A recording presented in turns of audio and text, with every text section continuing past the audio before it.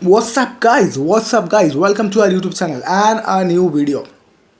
तो भाई बहुत सारे किताबें मैंने पढ़ी हैं, बहुत सारी किताबें पढ़ी हैं in order to learn more about how अमीर लोग thinks.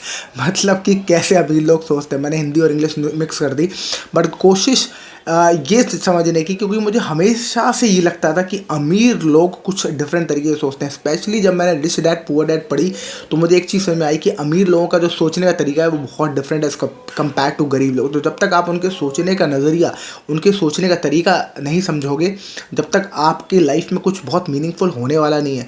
In order to understand this कि कैसे आप कर सकते हो ये, मैंने बहुत सारी किताबें पढ़ी और कुछ एक किताब जो मेरी वन ऑफ माय फेवरेट है, जब मैंने पढ़ी तो मुझे बहुत सारी चीज़ें उससे नई सीखने को मिली। उनमें से मैं एक किताब की बात कर रहा हूँ आज, जिसका नाम है the science of getting rich. अच्छा, बहुत सारे लोगों ने किताब के बारे में ज़रूर पढ़ा होगा, द सीक्रेट। बहुत सारे लोगों ने इस किताब के बारे में ज़रूर सुना होगा। अगर आपको नहीं सुना है और अगर आपने नहीं पढ़ा है तो ज़रूर इस किताब को ज़रूर पढ़ें। और अगर नहीं पढ़ी है तो उसकी समरी आप ज़रूर सुने, और समरी भी नहीं सुनी है तो इस चैनल पे बने रहेंगे तो वो समरी भी मैं किसी न किसी दिन बना के आपको ज़रूर दिखाऊंगा। तो बट द आइडिया है इसकी पूरी जो समरी है वो द सीक्रेट की, वो कहाँ से इंस्पायर्ड है, क्योंकि सीक्रेट एक ऐसी किताब है जिसने बहुत ज़्यादा रेवोल्यूशनाइज किया है पूरी दुनिया में कि ऐसा क्या है जो अमीर लोग कर रहे हैं जो एक गरीब लोग नहीं कर रहे। तो ऐसा क्या थिंकिंग पैटर्न है, ऐसा क्या सोचते हैं अमीर लोग जो गरीब लोग नहीं सोचते। तो वो कहाँ से इंस्पायर्ड है, वो है पूरी द सीक्रेट किताब जो इंस्पायर है वो है science of getting rich book से। तो आज हम बात करने वाले हैं साइंस ऑफ गेटिंग रिच के वो इम्पॉर्टेंट प्रिंसिपल्स जो मैंने सीखे हैं उस किताब से, और जो मैं अपना इंटरप्रिटेशन आपको बताने की कोशिश करूँगा। आई एम श्योर आपको बहुत मज़ा आएगा, और आई एम श्योर अगर आप ये सारे प्रिंसिपल्स अपने लाइफ में फॉलो करेंगे, क्योंकि मेरी लाइफ में बहुत ज़्यादा बदलाव हुआ है after reading those books, specially secret और साइंस ऑफ गेटिंग रिच और रिच डैड पुअर डैड, और ये सारी बुक्स का बहुत ही मेजर इम्पैक्ट होता है हमारी लाइफ में, जो हमें रियल टाइम में समझ में नहीं आता है। तो आज हम बात करने वाले हैं साइंस ऑफ गेटिंग रिच में। पहला जो इम्पॉर्टेंट एस्पेक्ट है जो मुझे सीखने को मिला, जो आपको मैं सिखाना चाहता हूँ, जो आपको मैं बताना चाहता हूँ, वो है the thought is just the starting. तो मतलब कुछ भी करना है आपको अपने थॉट से करना है, तो आपको बहुत ज़्यादा केयरफुल होना चाहिए कि आप क्या सोच रहे हो। बहुत सारे लोग कहते हैं, आप ये सोचो कि इवन एल्बर्ट आइंस्टाइन ने सोचा है कि बोला है कि action is not that important but thought is very very important. मतलब action is secondary, thought is supreme. Thought supreme है भाई। जो आप ज़्यादातर लोग, हम सब, इनफैक्ट हम सब के दिमाग में ये रहता है कि एक्शन नहीं लेंगे तो काम कैसे होगा।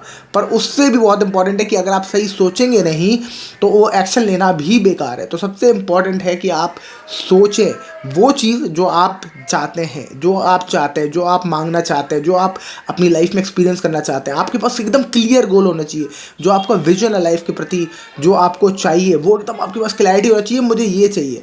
और फिर आप जब एक्शन लेते हैं तो वो ऑटोमेटिकली उसी तरफ बढ़ता है, वो एक्शन उसी तरफ पड़ता है, उसी दिशा में आपको ऑटोमेटिकली आइडियाज़ आना स्टार्ट हो जाते हैं। जब आपके पास एक क्लियर विजन होता है, उसी दिशा में आपको लोग मिलना स्टार्ट हो जाते हैं जो आपको उस दिशा की तरफ ले जाते हैं। तो आपको सबसे इंपॉर्टेंट चीज़ है कि आप you should have a very very clear vision. तो thought is the most important thing, and which is number one in the science of getting rich book, right? Second is the right to be rich. The right to be rich is one thing which we all feel that we are not. After a certain time आपको ये realise होता है कि आप in fact मैंने एक book पढ़ी थी the art of the deal by Donald Trump की किताब थी आर्ट ऑफ द डील। अगर आप वो बुक पढ़ेंगे तो आपको बहुत मज़ा आएगा पढ़ने में। और डोनाल्ड ट्रम्प ने उसमें सारा रिवील किया है कि वो कितना अग्रेसिव था अपने कॉन्ट्रैक्ट लेने के लिए। कोई बिल्डिंग अगर वो बना रहा है और उसने कोई टेंडर अप्लाई किया और टेंडर वो पास नहीं हो रहा है या टेंडर उसको नहीं मिल रहा है, तो बहुत अग्रेसिवली उस टेंडर को लेने के लिए क्या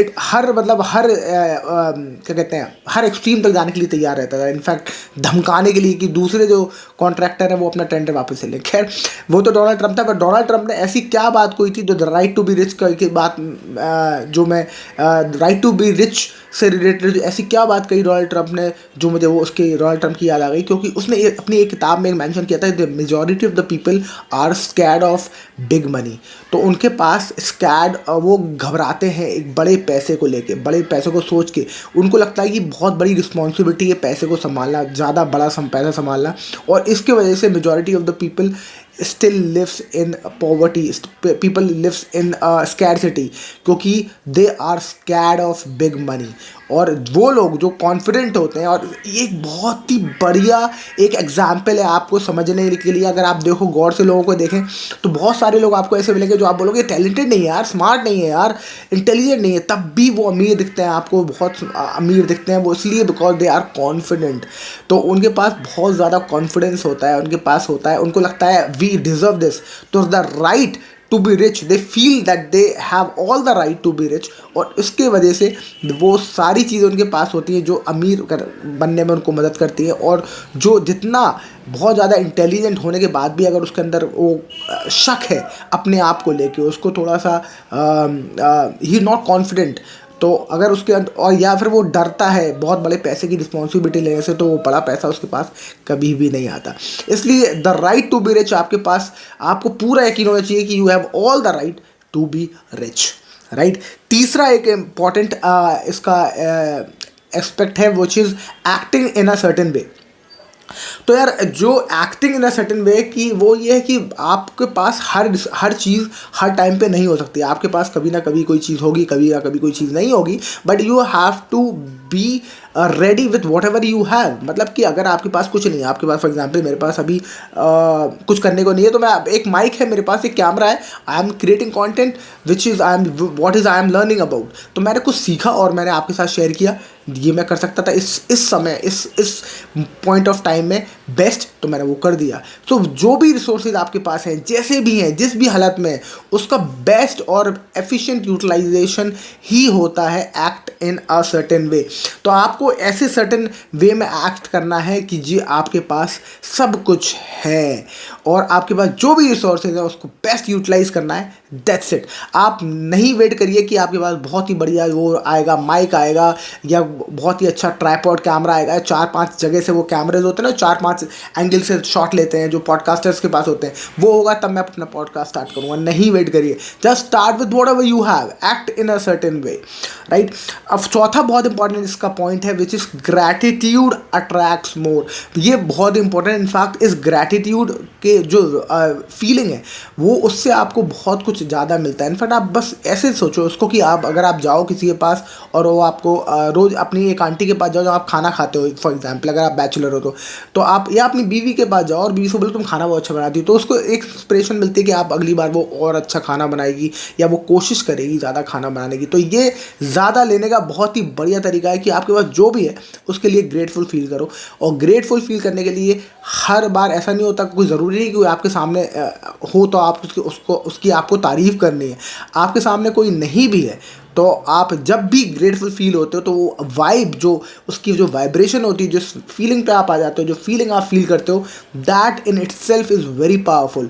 तो कोई ज़रूरी नहीं कि आसपास लोग उसके ना हों आपके, अब आपके पास अगल बगल कोई नहीं है तारीफ़ करने के लिए, तो आप कहोगे क्या फ़ायदा भी ग्रेटफुल फील करने का। पर ग्रेटफुल जब आप फील करते हो वो वाइब जो होती है वो बहुत दूर दूर तक जाती है और वो चीज़ें आपके पास लाने की कोशिश करती है जो आपकी ख्वाहिशें हैं। तो ग्रेटफुल रहना बहुत ही इंपॉर्टेंट है। इसके लिए मैं बहुत बढ़िया एक काम करता हूँ, मैं रात में बैठ के ज़रूर एक चीज़ एक जार में लिख के डाल देता हूँ। तो उससे क्या होता है कि भाई वो जार भरता जा रहा है, उसमें हर दिन चाहे जो छोटी सी चीज़ हुई हो, चाहे बहुत छोटी सी कि आज मुझे शाम को चाय बहुत बढ़िया मिल गई, चाय पी के मज़ा आ गया, और या मैं रिलैक्स हो गया चाय पी के, या मैं अपने दोस्त के साथ गया उसने मुझे तारीफ़ कर दी, तो वो चीज़ आप लिख डालें उस पेपर पे ज़रा से, और वो स्टिकी नोट पे लिख डालें और वो डाल के अपने पेपर जार में डाल दें। तो मैं ये करता हूँ ये प्रैक्टिस, और साल के एंड में भी उसको खोल के देखेंगे कितनी सारी चीज़ें थे जिसके लिए मैं ग्रेटफुल रहा हूँ।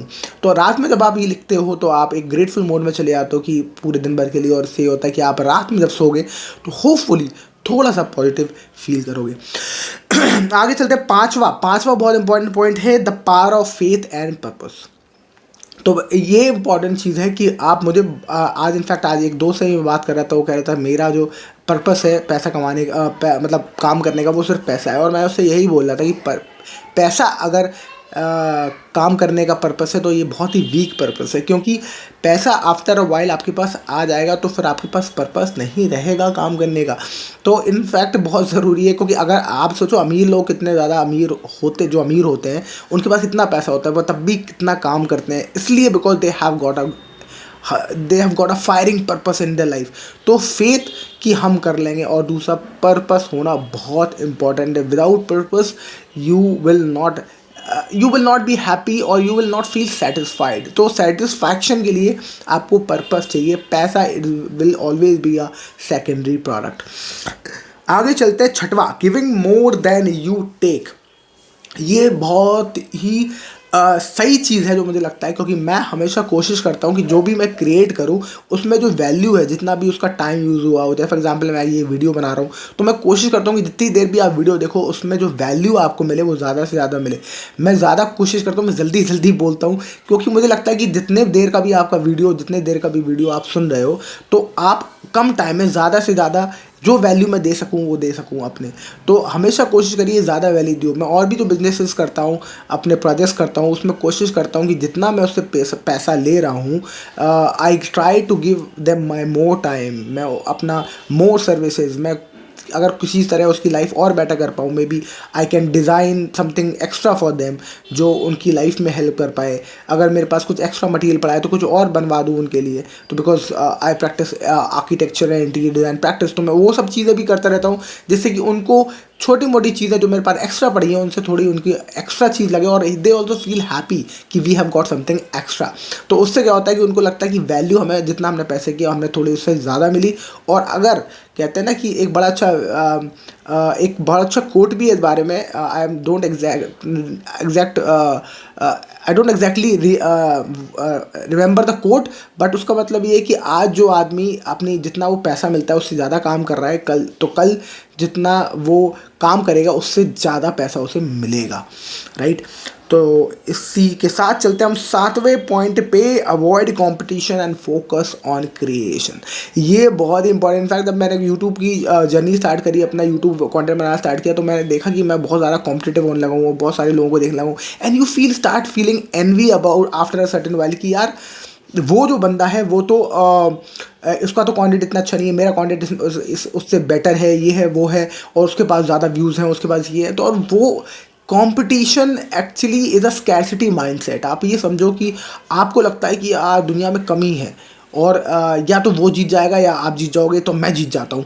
तो ये जो कंपटीशन वाली भावना है, इसकी वजह से आपको लगता है कि दुनिया में कमी है पैसे की।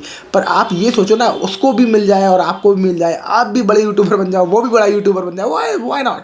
तो जो स्कैर्सिटी माइंडसेट है और जो कंपटीशन है वो ऑलमोस्ट एक ही चीज़ है। तो मेरे हिसाब से कंपटीशन नहीं होना चाहिए। In fact you should focus on creation, you should focus on evolving, कि आप कैसे बेटर डे बाय डे बन सकें। तो मैंने फिर कोशिश करी आफ्टर सर्टेन वाली ये बात कर समझने की कि नहीं यार, मुझे उस पर फोकस ही नहीं करना कि वो क्या कर रहा है, और मुझे फोकस करना है कि मैं क्या कर रहा हूँ और कैसे मेरा कंटेंट या मेरा जो जर्नी है वो बेटर हो सकती है। तो फिर मैं I started focusing more on my self. चलते आगे, और आखिरी बहुत इंपॉर्टेंट पॉइंट है ये, which is act now and keep moving. अब एक्शन लेना बहुत इंपॉर्टेंट है। कोई ज़रूरी नहीं, आप ज़्यादातर 90% लोग वेट करते हैं राइट टाइम का, राइट सिचुएशंस का, राइट एसेसरीज़ का, कि राइट कैमरा मिल जाए, ये मिल जाए, वो मिल जाए, राइट टाइम का। वो टाइम कभी आता नहीं है। राइट एज का, फिटनेस के लिए मे बी राइट एज का आप वेट करेंगे, राइट जगह शिफ्ट होने का, जहाँ जिम बहुत नज़दीक हो, मे बी आप उसका वेट करेंगे। तो आप जो भी चीज़ आप कर रहे हैं, अगर आप किसी चीज़ का वेट कर रहे हैं राइट मोमेंट का, वो राइट मोमेंट आने वाला है नहीं। तो जो भी आपके पास है, जिस भी रिसोर्सेज में, जिस भी सिचुएशंस में आप हैं, बेस्ट जो आप कर सकते हैं, start working on it, right. तो these were the 8 most important principles जो मुझे लगते हैं आपको इस science of getting rich book से ज़रूर सीखना चाहिए। आखिरी जो मैं इसको बुक को समराइज़ करना अगर करूँ, तो मैंने अब उसको एक 3 लाइन के 3 जो पॉइंट है, मेजर पॉइंट है, उसमें मैंने समराइज़ करने की कोशिश करी है, विच इज़ थिंकिंग राइट, सही तरीके से सोचना है, एक्ट एफिशिएंटली, जो भी है उसके उस रिसोर्सेज को उठा के एक्शन लेना है, और आखिरी इज मेंटेनिंग द ग्रैटिट्यूड, और जो भी आपके पास है, जो भी मिला है उसके लिए शुक्रगुजार रहें। तो आपकी जर्नी इंशाअल्लाह ज़रूर ज़रूर बहुत ही प्रोडक्टिव होगी और आपकी लाइफ भी बहुत ही खुशमिजाजी से निकलेगी। तो ये मेरी दुआ भी है आप सभी के लिए और आई होप आप सभी इस वीडियो से बहुत कुछ सीख कर अपनी लाइफ में सारे प्रिंसिपल्स को यूज़ करके आप अपनी लाइफ में बहुत ही बढ़िया तरक्की करने वाले। So that's it for this video. I hope you like the video. If yes, like share subscribe and I will see you in the next video. Thank you so much for watching. Bye bye.